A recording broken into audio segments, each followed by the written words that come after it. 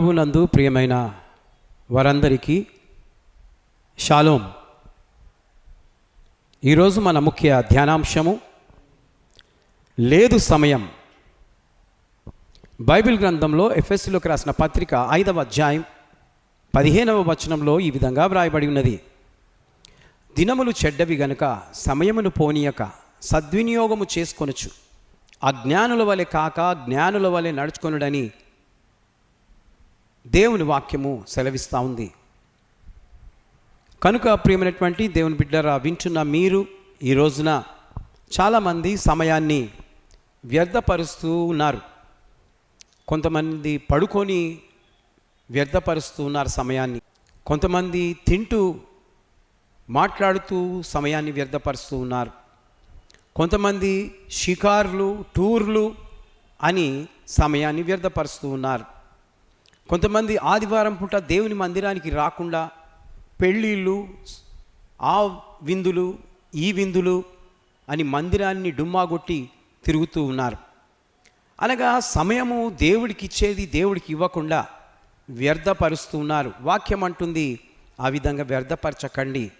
కొంతమంది ఈ సంఘం, ఆ సంఘం, ఇక్కడ పోతే ఆశీర్వాదాలు వస్తాయి, అక్కడ పోతే ఆశీర్వాదాలు వస్తాయి, ఇక్కడ పోతే ఎక్కువ నేర్చుకుంటాం, అక్కడ పోతే ఎక్కువ నేర్చుకుంటాం, ఇక్కడ ఆటలు ఆడిస్తూ ఉన్నారు, ఇక్కడ నాకు మంచి పేరు వస్తుంది, ఇక్కడ పాటలు పాడిస్తూ ఉన్నారు, ఇక్కడ పోతే మంచి పేరు వస్తుంది అని సమయాన్ని అంతా వృధా చేస్తున్నారు.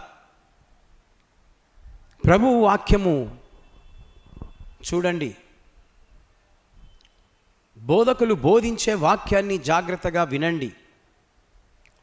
యేసు వైపు మీ యొక్క మనస్సును కేంద్రీకరించండి.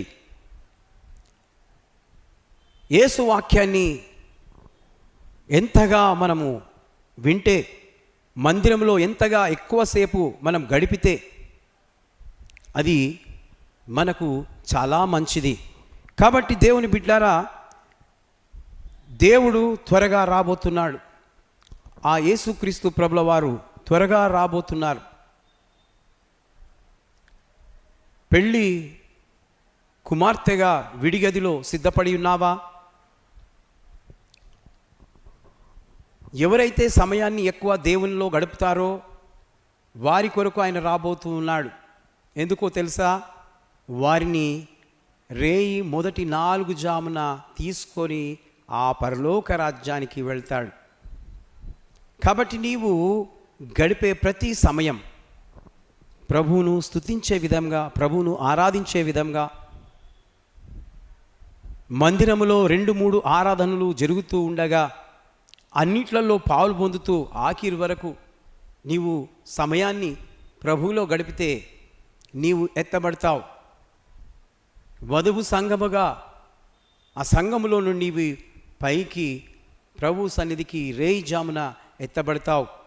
అనగా సిద్ధపాటు కలిగిన వారు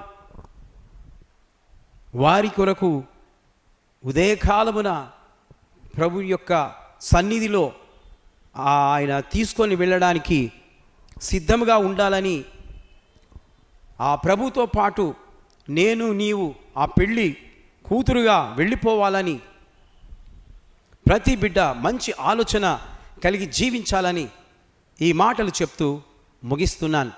దేవుడు మిమ్మల్ని అందరినీ సిద్ధపరచునుగాక. Amen. May God bless you.